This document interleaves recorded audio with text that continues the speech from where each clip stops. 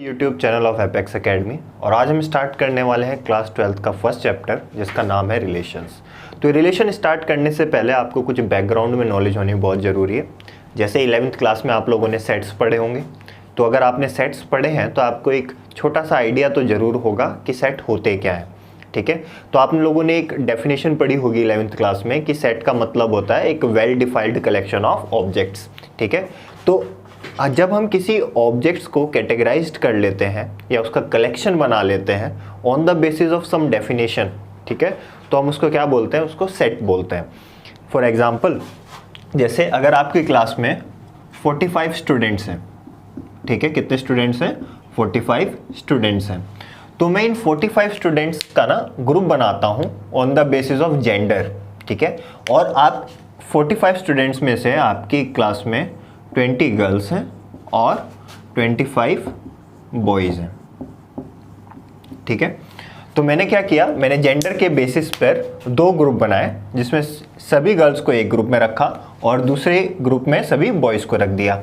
तो मैंने क्या किया, मैंने कलेक्शन बना लिया है। ठीक है, on the basis of some definition, और ये डेफिनेशन क्या है यहाँ पे, जेंडर। तो मैंने जेंडर का बेसिस बनाते हुए ये जो 45 स्टूडेंट्स थे उनको दो ग्रुप में बांट दिया, जिसमें एक ग्रुप में सिर्फ गर्ल्स और एक में क्या हो गया, सिर्फ बॉयज़। तो हम क्या बोल सकते हैं कि ये जो ग्रुप है ये एक सेट है। ठीक है, और ये भी क्या है, ये एक दूसरा सेट है। तो सेट की बेसिक डेफिनेशन क्या होती है कि जब हम किसी डेफिनेशन का इस्तेमाल करके किन्हीं ऑब्जेक्ट्स को ग्रुप में बांट देते हैं तो उसको हम क्या बोलते हैं, सेट्स बोलते हैं। ठीक है, अच्छा, सेट्स की कुछ डेफिनेशंस भी होती हैं जो हमें बेसिक पैरामीटर्स पता होने चाहिए, जैसे डोमेन, रेंज, कोडोमेन। तो अब सबसे पहले जानते हैं कि डोमेन, रेंज और कोडोमेन का मतलब क्या होता है। ठीक है, ये एक छोटा सा रिव्यू है 11th क्लास का जो आपका सेट है, ताकि हम रिलेशंस में आगे बढ़ सकें। तो आपको पता है कि सेट को हम दो तरीके से रिप्रेजेंट कर सकते हैं। एक तो क्या होती है, एक होती है रोस्टर फॉर्म और दूसरी होती है सेट बिल्डर फॉर्म। ये आप 11th क्लास की एनसीईआरटी की बुक से आप इसको रिवाइज कर सकते हैं। ठीक है, अच्छा, सेट को लिखने के दो तरीके जैसे मैंने आपको बताया, एक होती है कौन सी फॉर्म होती है, एक होती है रोस्टर फॉर्म होती है और दूसरी सेट बिल्डर फॉर्म होती है। ठीक है, ये दो फॉर्म होती हैं जिससे हम सेट को रिप्रेजेंट कर सकते हैं। रोस्टर फॉर्म में क्या होता है, फॉर एग्जांपल अगर मैं एक सेट को डिफाइन करता हूं ऐसे, ठीक है, तो इसका क्या मतलब है, इसका मतलब है कि मैंने जो एलिमेंट उस सेट्स में आने वाले थे वो मैंने डायरेक्टली आपको दे दिए। ठीक है, वो डायरेक्टली इस ब्रैकेट में आपको लिख के बता दिए कि इस सेट के अंदर ये एलिमेंट्स आते हैं। तो ये कौन सी फॉर्म हुई, ये हुई रोस्टर फॉर्म। अच्छा, अगर इसको ऐसे देने के बजाय मैं क्या करूं, मैं आपको एक सेंटेंस दे दूं कि x belongs to a such that x belongs to natural number. ये क्या है, ये नेचुरल नंबर का सेट है। ठीक है, ये आपको पता ही होना चाहिए। Provided x is less than 3, ठीक है, या इक्वल टू 3। ठीक है, तो क्योंकि मैंने यहां तक 3 तक लिया है, तो आपको पता है नेचुरल नंबर कहां से स्टार्ट होते हैं, 1 से स्टार्ट होते हैं।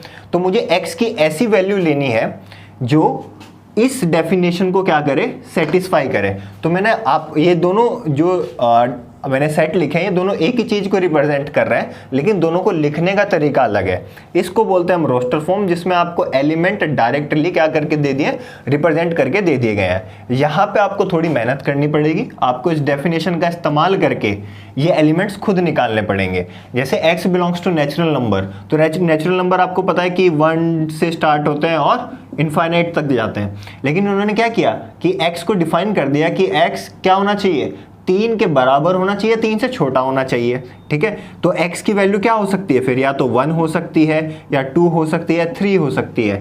तो सेट बिल्डर फॉर्म का इस्तेमाल करके अगर हमें रिप्रेजेंट करना होता है तो एलिमेंट तो आप वहीं से निकालेंगे, लेकिन उसका रिप्रेजेंटेशन अगर आप डायरेक्टली कर देते हैं तो उसको क्या बोलते हैं, रोस्टर फॉर्म बोलते हैं। ठीक है, चलिए, ये तो हुआ आपका सेट्स। ठीक है, कि सेट का डेफिनेशन क्या हुई। अच्छा, अब हम बात करते हैं रिलेशन की।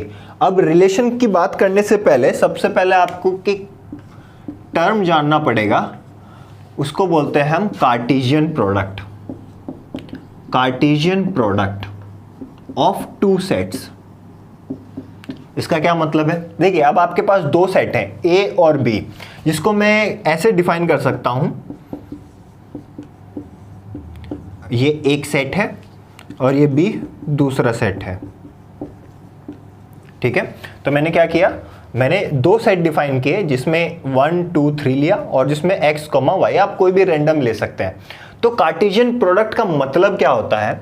देखिए यहाँ पे ये फर्स्ट क्या किया हुआ, हमने a लिया हुआ है।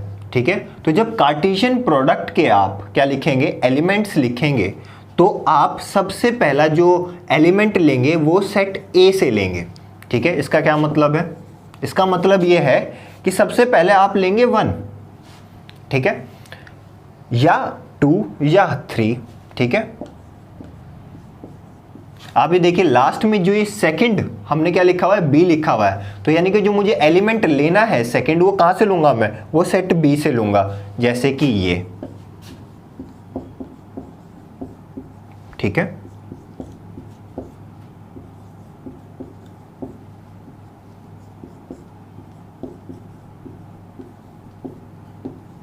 तो ये जो मैंने एक सेट लिखा है इसको हम क्या बोलते हैं, इसको बोलते हैं हम कार्टेशियन प्रोडक्ट। कार्टेशियन प्रोडक्ट का क्या मतलब हुआ, जब हम दो सेट के हमने क्या किया, आप एक टाइम से इसको क्रॉस प्रोडक्ट समझ सकते हैं। ठीक है, क्रॉस प्रोडक्ट को आप इसको ज़्यादा डिटेल में मत जाइए, आप इसको ऐसे समझ लीजिए कि हमें एक एलिमेंट तो लेना है सेट ए से और दूसरा एलिमेंट लेना है सेट बी से और उसके सारे एलिमेंट लिख देना है, तो उसको हम क्या बोलेंगे, उसको बोलेंगे हम कार्टेशियन प्रोडक्ट। अच्छा, आप ए क्रॉस बी, क्या बी क्रॉस ए के बराबर होगा? बिल्कुल भी नहीं। क्यों? क्योंकि ए क्रॉस बी का मतलब होता है कि आपने पहला एलिमेंट जो लिया वो लिया सेट ए से। ठीक है, और बी क्रॉस ए का मतलब है कि जो आप पहला एलिमेंट ले रहे हैं वो कहां से ले रहे हैं, वो ले रहे हैं सेट बी से। अगर मुझे बी क्रॉस ए का कार्टेशियन प्रोडक्ट लिखना है तो मैं कैसे लिखूंगा? कार्टेशियन प्रोडक्ट अगर मैं लिखना चाहूं बी का, तो मैं यहां पे साइड में लिख देता हूं इसको, बी क्रॉस ए का कार्टेशियन प्रोडक्ट लिखने वाला हूं मैं। ठीक है,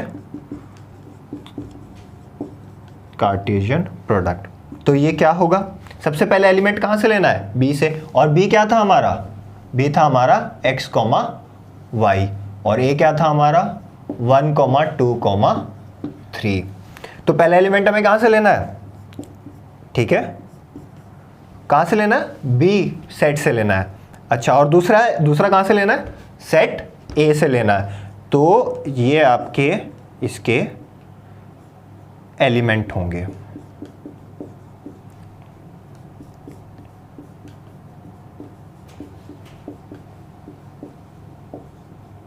ठीक है, तो आप मुझे देख के बताइए, क्या ए क्रॉस बी क्रॉस ए के बराबर है? बिल्कुल भी नहीं। तो याद रखना कि कार्टेशियन प्रोडक्ट का मतलब यह नहीं होता कि ए क्रॉस बी क्रॉस ए के बराबर हो।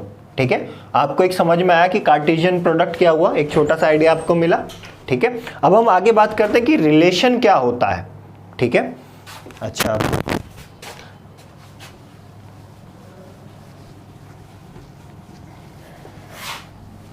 अब हमने कार्टेशियन प्रोडक्ट की बात कर ली है, तो अब हम रिलेशंस पे आते हैं। ठीक है, अच्छा, आपको मैं एक छोटी सी बात और बता देता हूं कि अगर एक सेट ए में, ये क्या है, एलिमेंट, मैं डिनोट कर रहा हूं कि ए सेट में कितने एलिमेंट है। फॉर एग्जांपल, जैसे मैंने अभी आपको बताया था 1, 2, 3, तो इसका मतलब क्या है, number of elements in set A is equal to कितने हैं, ये 1, 2, 3, तो ये आ गया 3। ठीक है, बी क्या है, बी हमने क्या लिया था, x, y, तो number of element in set B कितने हैं, 1, 2, तो आ गया आपके पास 2। तो अभी आप थोड़ा सा अगर बैकवर्ड करके देखेंगे वीडियो में, तो आपको ये पता लगेगा कि ए क्रॉस बी में कितने एलिमेंट आए थे, ए क्रॉस बी में एलिमेंट आए थे 6। तो आपको कुछ रिलेशन दिख रहा है क्या? बिल्कुल, 3 क्रॉस 2, यानी कि मल्टीप्लाई कर दी बेसिकली हमने। ठीक है, अच्छा, अब हम इसको जनरलाइज कर देते हैं कि अगर एक सेट ए में नंबर ऑफ एलिमेंट्स p है और दूसरे सेट b में नंबर ऑफ एलिमेंट q है, तो उनके कार्टेशियन प्रोडक्ट में नंबर ऑफ एलिमेंट्स कितने होंगे, नंबर ऑफ एलिमेंट्स को मल्टीप्लाई कर दीजिएगा। ठीक है, तो ये क्या होंगे, उसके कार्टेशियन प्रोडक्ट में नंबर ऑफ एलिमेंट्स होंगे। अगर आपसे गलती से कोई एलिमेंट छूट भी जाता है कार्टेशियन प्रोडक्ट डिफाइन करते वक्त, तो आप इसका ध्यान जरूर रखें कि आपके जो नंबर ऑफ एलिमेंट होने चाहिए कार्टेशियन प्रोडक्ट में, वो सेट ए और सेट बी के नंबर ऑफ एलिमेंट का मल्टीप्लीकेशन होना चाहिए। ठीक है, अगर आपके एलिमेंट कम पड़ रहे हैं कार्टेशियन प्रोडक्ट में, तो समझ लीजिएगा कि आपने कुछ गलती की है और आप फिर उसको रेक्टिफाई कर सकते हैं।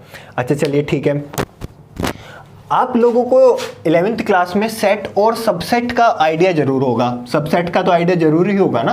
तो लो, सबसे पहले मैं आपको सबसेट बताता हूं होता क्या है।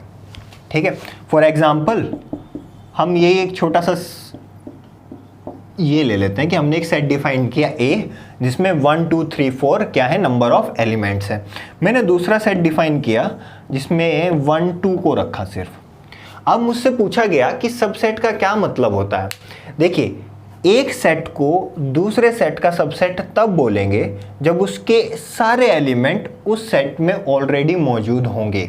ठीक है, कहने का क्या मतलब है, क्या मैं बोल सकता हूं कि B जो सेट है वो A का सबसेट है या नहीं है। तो चेक कैसे करेंगे, सबसे पहले आप B सेट के एलिमेंट देखिए, 1 और 2 हैं। क्या ये एलिमेंट A सेट में है? देखिए ऑलरेडी आपको यहाँ पे देखने को मिल रहे हैं।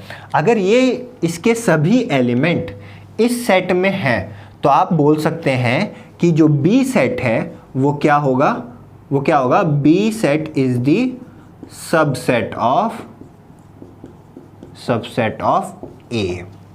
ठीक है, तो क्या चेक करना है आपको, किसी भी सेट और दूसरे सेट के बीच में सबसेट होना या नहीं होना आप कैसे चेक करेंगे। अगर किसी एक सेट के सभी एलिमेंट्स दूसरे सेट में ऑलरेडी प्रेजेंट हैं, तो आप उस सेट को क्या बोलेंगे कि वो दूसरे सेट का क्या है, सबसेट है। ठीक है, अच्छा इसकी मैथमेटिकल डेफिनेशन आपने 11th क्लास में पढ़ी होगी, तो हम उस डिटेल में नहीं जाते हैं। क्यों? क्योंकि अभी हमें रिलेशन स्टार्ट करना है और आपने वो 11th क्लास में भी काफ़ी अच्छी तरीके से पढ़ा होगा। ठीक है, मैंने आपको ये अभी क्यों बताया, क्योंकि अभी आपने A क्रॉस B देखा है ना, इसको हमने क्या बोला, इसको हमने बोला कार्टेशियन प्रोडक्ट। ठीक है, अच्छा अगर आपको याद होगा, मैंने A अभी आपके सामने 1, 2, 3 लिया था और B क्या लिया था, x, y लिया था। और A क्रॉस B को मैंने कैसे डिफाइन किया था, क्योंकि A क्रॉस B आप जल्दी कर सकते हैं कि ये क्या होगा, 1, y, 2, x, 2, y, 3, x, 3, y। ठीक है बच्चों, तो आपको ये समझ में आ गया कि A क्रॉस B का मतलब ये होता है। तो आप देख रहे हैं ये एक सेट है, हाँ ना, ये मैंने आपको एक सेट दे दिया जिसके एलिमेंट ये हैं। ठीक है, ये क्या है, इसके एलिमेंट हैं। अगर कोई भी एक सेट होता है जिसको मैं डिफाइन करता हूँ, लेट्स से मैंने Y से डिफाइन कर दिया, या मैं इसको क्या करता हूँ, चलो R से रिप्रेजेंट करता हूँ ताकि हम रिलेशन को डिफाइन करें। तो रिलेशन की डेफिनेशन क्या होती है, रिलेशन दो सेट के बीच में निकाला जाता है। ठीक है, A सेट और B सेट। ठीक है, A सेट और B सेट के बीच में आपको एक रिलेशन निकालना है। तो रिलेशन की डेफिनेशन क्या होती है, रिलेशन एक सबसेट होता है कार्टेशियन प्रोडक्ट का बिटवीन टू सेट्स। ठीक है, देखिए A क्रॉस B का मतलब यह है कि आपने A के सभी एलिमेंट को B के सभी एलिमेंट से कनेक्ट कर दिया, है ना, जैसे 1, x, 1, y, 2, x, 2, y। तो बेसिकली कार्टेशियन प्रोडक्ट में वो सारी रिलेशंस आएंगे जिसका इस्तेमाल करके आप सेट A के एलिमेंट को सेट B के एलिमेंट से क्या कर सकते हैं, कनेक्ट कर सकते हैं। तो रिलेशन कैसे डिफाइन करते हैं, तो बेसिकली रिलेशन इस कार्टेशियन प्रोडक्ट का क्या होता है, सबसेट होता है। ठीक है, जैसे कि मैं अब आपको एक रिलेशन मैंने डिफाइन किया कि ये क्या है, सेट A से सेट B पे रिलेशन है, सेट A से सेट B पे रिलेशन है, और मैंने सिर्फ आपको ये दे दिया, मैंने सिर्फ आपको इतना दे दिया। ठीक है, तो आप देख सकते हैं कि जो सेट A है उसके जो एलिमेंट है वो कनेक्टेड तो है सेट B के, लेकिन सिर्फ एक एलिमेंट से कनेक्टेड है, सबसे कनेक्टेड नहीं है। तो रिलेशन बेसिकली क्या होता है, एक सबसेट होता है कार्टेशियन प्रोडक्ट का। ठीक है, तो आपको डेफिनेशन समझ में आई कि रिलेशन क्या होगा, रिलेशन होगा आपका सबसेट कार्टेशियन प्रोडक्ट का। अच्छा, जब हम रिलेशन को क्या करते हैं, जब हम रिलेशन को डिफाइन करते हैं तो हम तीन चीज़ें जरूर पढ़ते हैं। सबसे पहले क्या, डोमेन, रेंज और कोडोमेन। डोमेन, रेंज, कोडोमेन आपने 11th क्लास में भी पढ़ी होगी। तो एक एग्जांपल से समझते हैं कि डोमेन, रेंज और कोडोमेन का मतलब क्या होता है। चलिए एक एग्जांपल लेते हैं। सबसे पहले हम एक, ताकि आपको क्लियर कट आइडिया हो जाए कि डोमेन, रेंज और कोडोमेन का क्या मतलब है। आपको बोला गया है कि एक रिलेशन है सेट ए से सेट बी पर, ठीक है, सेट ए से सेट बी पर, और आपको रिलेशन और आपको सेट भी गिवन होंगे। जैसे आपको ये सेट दे दिया गया,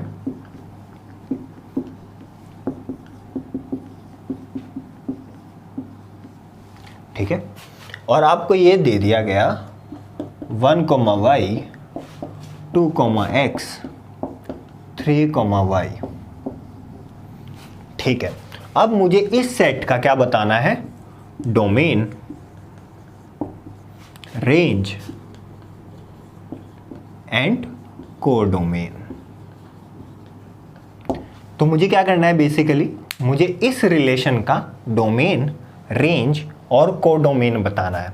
ठीक है, अच्छा डोमेन का क्या मतलब होता है, ठीक है, डोमेन का मतलब होता है ये जो आप फर्स्ट एलिमेंट यूज कर रहे हैं ना इसमें, ठीक है, तो जो ये फर्स्ट एलिमेंट है इसका देखिए बेसिकली कहाँ से है, ये सेट ए से है। तो आपने कौन कौन से सेट ए के कौन कौन से एलिमेंट यूज किए, उन सबको क्या बोलेंगे हम, डोमेन बोलेंगे। तो जब मुझसे से कोई पूछेगा कि इसकी डोमेन क्या है, ठीक है, तो हम डोमेन क्या बताएंगे, आपने क्या क्या यूज किया, आपने 1, 2, 3 यूज किया, है ना। ठीक है, तो जब बात करते हैं डोमेन की, तो सबसे पहले जो फर्स्ट एलिमेंट होता है इन ब्रैकेट के अंदर आप उसको चेक करेंगे, उसमें जो जो इस्तेमाल हुआ है, ठीक है, वो आपकी क्या होगी, डोमेन होगी। ठीक है, अच्छा रेंज क्या होता है, जो आपका दूसरा एलिमेंट यूज हुआ होगा, ठीक है, उसको क्या बोलेंगे हम, उसको बोलेंगे हम क्या, रेंज। अच्छा, इसको तो अब समझ में आया कि डोमेन और रेंज क्या हुई। तो डोमेन तो बेसिकली क्या है, ये कलेक्शन है जो फर्स्ट एलिमेंट यूज हुए हैं ना उन सभी का, है ना। और रेंज क्या है, रेंज है सेकंड एलिमेंट जो यूज हुए हैं उनका कलेक्शन। अच्छा, तो फिर कोडोमेन क्या हुआ, देखिए रेंज में जो एलिमेंट आएंगे वो किसी ना किसी सेट का हिस्सा तो होंगे। किस सेट का हिस्सा है वो, आपको पता है रिलेशन ए से बी पे है ना। तो जो रेंज में एलिमेंट आएंगे वो कहाँ से होंगे, वो ऑब्वियसली कौन से सेट से होंगे, बी सेट से होंगे। तो बी सेट जो होगा पूरा का पूरा, उसको क्या बोलेंगे, क्या बोलेंगे, इस पूरे रिलेशन की कोडोमेन बोलेंगे। तो बेसिकली आपको क्या करना है, डोमेन तो क्या करना है, जो भी फर्स्ट एलिमेंट होंगे उनका कलेक्शन क्या कहलाएगा, डोमेन कहलाएगा। जो दूसरे एलिमेंट होंगे उनका कलेक्शन क्या कहलाएगा, रेंज कहलाएगा। और रेंज जिस सेट का सबसेट होगा, ठीक है, उसको हम क्या बोलेंगे, उस पूरे सेट को हम क्या बोलेंगे, कोडोमेन बोलेंगे। फॉर एग्जांपल अगर इसमें एक एक्स्ट्रा एलिमेंट भी होता, ठीक है, और हमारा रिलेशन एज इट इज रहता, तो आपको पता है कि जो रेंज है वो तो x, y है, लेकिन जो कोडोमेन होगी, जो कोडोमेन होगी, कोडोमेन क्या होगी, वो होगा सेट b, और b क्या है, x, y, z। ठीक है, तो ये छोटे मोटे बेसिक्स थे जो हमने इस लेक्चर में क्या किया, डिस्कस किए। आने वाले लेक्चर में हम क्या करेंगे, टाइप्स ऑफ रिलेशंस पढ़ेंगे और उससे रिलेटेड कुछ न्यूमेरिकल्स करेंगे। अगर आपको ये वीडियो इन्फॉर्मेटिव लगी हो, आपको अच्छी तरीके से समझ में आया हो, तो हमारे चैनल को लाइक करें, सब्सक्राइब करें, और आने वाली वीडियोस को आने वाली वीडियोस को देखते रहने के लिए आप बेल नोटिफिकेशन ज़रूर दबा दें। Thank you.